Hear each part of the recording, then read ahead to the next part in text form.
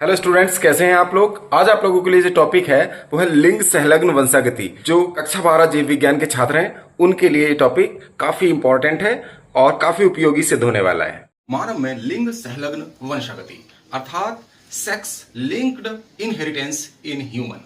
देखिए क्या होता है, मानव में कुछ लक्षण होते हैं, कुछ सोमेटिक या दैहिक, जिनको हम दैहिक लक्षण कहते हैं। सोमेटिक करेक्टर्स होते हैं जिनको हम दैहिक लक्षण कहते हैं। दैहिक लक्षण, इन दैहिक लक्षणों के जो जीन्स हैं वो किससे जुड़े रहते हैं, किससे लिंक्ड रहते हैं? सेक्स क्रोमोसोम से ये जुड़े रहते हैं, लिंग गुणसूत्रों से ये जुड़े रहते हैं। ये किससे लिंक रहेंगे? कुछ दैहिक लक्षणों के, शारीरिक लक्षणों के कुछ जीन्स होते हैं जो लिंग गुणसूत्रों से, सेक्स क्रोमोसोम से जुड़े रहते हैं, लिंक्ड रहते हैं। ऐसे जीन्स को हम क्या कहते हैं? सेक्स लिंक्ड जीन्स कहते हैं। इनको हम सेक्स लिंक्ड जीन्स कहते हैं और इन की वंशागति को लिंग संलग्न वंशागति कहते हैं। सेक्स लिंक्ड इनहेरिटेंस कह देते हैं। इसको ध्यान रखना, लिंग संलग्न वंशागति यानी कि कुछ लक्षणों के जीन्स लिंग गुणसूत्रों पर स्थित होते हैं, उन्हें हम सेक्स लिंक्ड या लिंग संलग्न जीन्स कहते हैं। और इन जीन्स की वंशागति को, लिंग संलग्न जीन्स हैं, इनकी वंशागति को हम लिंग संलग्न वंशागति कहते हैं। देखो ह्यूमन में और ड्रोसोफिला में इसके एग्जाम्पल देखने को मिलते हैं। ह्यूमन और ड्रोसोफिला जो फ्रूट फ्लाई है, ह्यूमन में लगभग 120 सेक्स लिंक्ड कैरेक्टर्स होते हैं। लिंग संलग्न जो लक्षण होते हैं वो कितने होते हैं? 120 मानव में इन कैरेक्टर्स को रिपोर्ट किया गया है। अब देखिए सेक्स लिंक्ड कैरेक्टर्स जो हैं वो कितने प्रकार के होते हैं? ये 3 प्रकार के होते हैं। जो सेक्स लिंक्ड जीन्स होंगे ये 3 प्रकार के होते हैं। इनको हम एक्स लिंक्ड कैरेक्टर्स, एक्स संलग्न लक्षण, दूसरा वाई लिंक्ड कैरेक्टर, वाई संलग्न लक्षण, और तीसरा होता है एक्स वाई लिंक्ड कैरेक्टर्स। ये 3 प्रकार के लक्षण होते हैं। यानी कि जो एक्स संलग्न है लिंग गुणसूत्रों पर, जो वाई के साथ संलग्न जीन्स हैं, और जो जीन्स एक्स वाई के साथ संलग्न होते हैं। एक्स संलग्न लक्षणों को हम डाईएंड्रिक सेक्स लिंक्ड कैरेक्टर्स भी कहते हैं। इनको हम डाईएंड्रिक सेक्स लिंक्ड कैरेक्टर्स के नाम से भी जानते हैं। इनमें वाई एलील जो है अब्सेंट होता है। इनके अंदर क्या होगा? वाई एलील अब्सेंट होगा। इनमें वाई एलील नहीं पाए जाते, इसीलिए हम इनको एक्स लिंक्ड कैरेक्टर्स कहते हैं।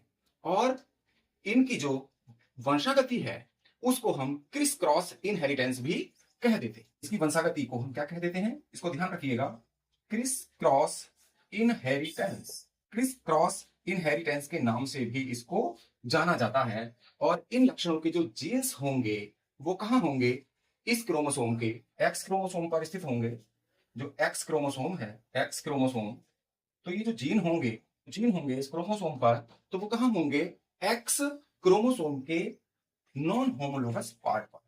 ये नॉन होमोलोगस जो पार्ट होगा यानी एक्स गुणसूत्र के असमजात खंड पर ये जीन स्थित होते हैं, जिनको हम एक्स लिंक्ड कैरेक्टर्स कहते हैं। और ये कैरेक्टर्स कौन कौन से हैं? इसके एग्जांपल देखिएगा। एक तो है वर्णांधता, कलर ब्लाइंडनेस है। दूसरा है कलर ब्लाइंडनेस के बाद हीमोफीलिया। ये 2 लक्षण हैं जो एक्स लिंक्ड होते हैं, यानी कि इनकी जो वंशागति है वो एक्स एलील के कारण होती है। समझ लीजिए एक्स लिंक्ड कैरेक्टर्स क्या होंगे? जो एक्स लिंक्ड, एक्स संलग्न लक्षण होंगे, तो इन लक्षणों के जो जीन्स होंगे यानी कलर ब्लाइंडनेस के और हीमोफीलिया के, ये 2 लक्षण हैं जो एक्स संलग्न हैं या एक्स लिंक्ड हैं। तो इनके जो जीन्स होंगे क्रोमोसोम के नॉन होमोलोगस पार्ट पर स्थित होते हैं, इन लक्षणों के जीन्स। इसीलिए इनको एक्स संलग्न लक्षण या इनकी वंशागति क्रिस क्रॉस इनहेरिटेंस कहलाती है। और इनमें वाई एलील अब्सेंट होता है। अब आता है Y linked characters.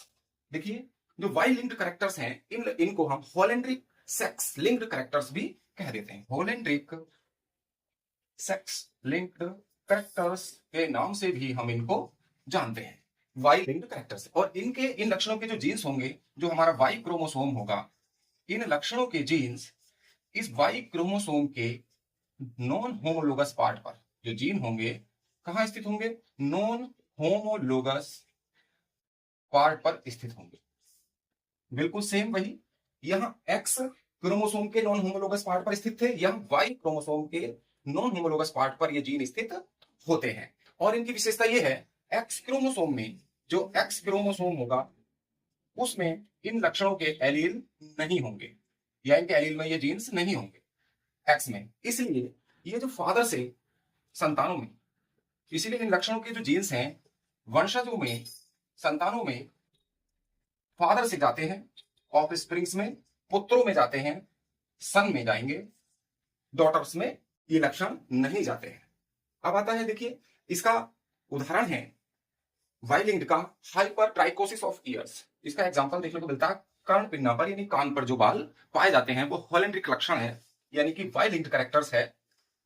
Hyper trichosis of year, जो कान पर हाइपरट्रोकिस, कान पर लबों पर जो बाल पाए जाते हैं हम उनको हाइपर ट्राइकोसिस या हॉलैंड्रिक लक्षण कहते हैं। ये पिता से ही पुत्रों में जाता है, ये स्त्रियों में या गर्ल्स लड़कियों में ये लक्षण नहीं जाता, क्योंकि वाई लिंक्ड है, यानी कि लिंग सूत्र में जो एक्स तथा वाई है तो वाई गुणसूत्र पर इसके जीन्स स्थित होते हैं, एक्स पर नहीं। एक्स वाई लिंक्ड कैरेक्टर्स, इनको हम इनकम्प्लीट सेक्स लिंक्ड कैरेक्टर्स भी कह देते हैं। और इनके जो लक्षण हैं एक्स तथा वाई क्रोमोसोम पर, इन लक्षणों के जो जीन्स होंगे एक्स तथा वाई क्रोमोसोम पे, ये जो जीन्स होंगे इन पर कहां होंगे, एक्स तथा वाई क्रोमोसोम के यहां दोनों में नॉन होमोलोगस पार्ट पर हैं, तो यहां होमोलोगस पार्ट पर होंगे स्थित। इस बात को ध्यान रखिएगा, होमोलोगस पार्ट पर स्थित होंगे। और इसका एग्जाम्पल है नेफ्राइटिस। नेफ्राइटिस में ऐसा देखने को मिलता है, नेफ्राइटिस नेफ्रॉन से संबंधित एक डिजीज होती है। अब देखेंगे एक्स लिंक्ड कैरेक्टर्स की वंशागति किस प्रकार होती है। जो एक्स संलग्न लक्षण है उनकी वंशागति किस प्रकार होगी, एक्स लिंक्ड लक्षण। इस तरीके के जो सवाल हैं, इस तरीके के जो क्वेश्चंस हैं वो कंपटीशंस में बहुत पूछे जाते हैं। तो देखिए इनके साइन समझ लीजिए, जो नॉर्मल मेल होगा उसका जीन संरचना ये होगी लिंग गुणसूत्रों की, और यहाँ अगर फीमेल है नॉर्मल तो उसकी जीन संरचना ये होगी, और अगर पेशेंट है मेल तो उसकी एक्स गुणसूत्र पर ये हम एक चिन्ह लगा देते हैं, तो ये पेशेंट हो गया। और अगर फीमेल पेशेंट है तो दोनों ही गुणसूत्रों पर ये क्या होगा, एक चिन्ह बना देते हैं, तो ये पेशेंट होगी महिला। ये चिन्ह समझने हैं तभी आप क्वेश्चन कर पाएंगे। और कैरियर फीमेल होगी, कैरियर पिता नहीं होता, ये सिर्फ रोग को पहुंचाता है। तो रोग वाहक स्त्रियां होती हैं तो इनका साइन ये होगा, ये रोग वाहक स्त्रियों का निशान ये होता है। इन चिन्हों को समझ लीजिए।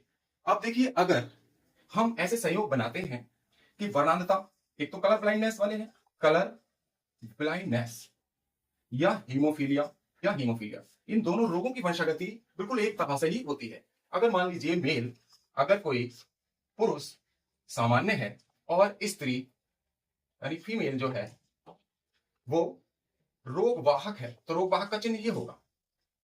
ठीक है, फीमेल क्या है, कैरियर है, और मेल क्या है, नॉर्मल है। इन दोनों का अगर विवाह करा दिया जाए, इस तरीके के क्वेश्चन आते हैं, इन दोनों का अगर विवाह करा दिया जाए तो उनकी संतानों में कलर ब्लाइंडनेस की या हीमोफीलिया की जो इनहेरिटेंस है, वंशागति, वो किस प्रकार होगी।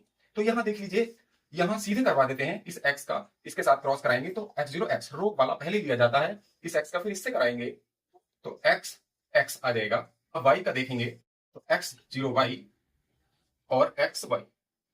तो देखिए यहां पर अगर फीमेल कैरियर है, रोग की वाहक है हीमोफीलिया या कलर ब्लाइंडनेस की, तो वह 50% पुत्रियों में, आधी पुत्रियां क्या होंगी, कैरियर होंगी, रोग की वाहक होंगी, और आधे जो पुत्र होंगे 50% पुत्र, ये क्या होंगे, पुत्रों में ये पेशेंट होंगे यानी कि रोगी होंगे, और 50% पुत्रियां सामान्य होंगी और 50% पुत्र सामान्य होंगे। ये संयोग आता है। अगर यही कंडीशन आप दूसरा देख लीजिए कि अगर मेल कैसा है, मेल तो पेशेंट है यानी रोगी है। अगर एक नया संयोग देख लीजिए, मेल पेशेंट है तो इसका चिन्ह ये होगा, और फीमेल जो है वो कैरियर है, तो इसकी जीनिक संरचना कैरियर की ये होगी। तो इन दोनों के बीच अगर विवाह करा दिया जाता है कि अगर पुरुष रोगी है हीमोफीलिया या वर्णांधता का और स्त्री रोग की वाहक है, इन दोनों का विवाह हो जाता है, तो संतानों में इस रोग की वंशागति किस प्रकार होगी। तो यहां देख लीजिए, एक्स का इसके साथ करा दिया क्रॉस, इसका इसके साथ करा दिया यहां, और यहां देख लीजिए इसके साथ होगा X0Y और XY। तो यहां देखेंगे आप तो एक्स का इसके साथ होगा, तो यहां तो 50% पुत्रियां क्या होंगी, पेशेंट यानी कि रोगी होंगी, आधी पुत्रियां, और आधी पुत्रियां क्या होंगी, रोग वाहक होंगी, कैरियर होंगी, आधे पुत्र पेशेंट यानी रोगी होंगे और आधे पुत्र क्या होंगे, सामान्य होंगे। इस तरह से ये फिगर आ जाती है। ऐसे ही कितने भी संयोग आप बना सकते हैं।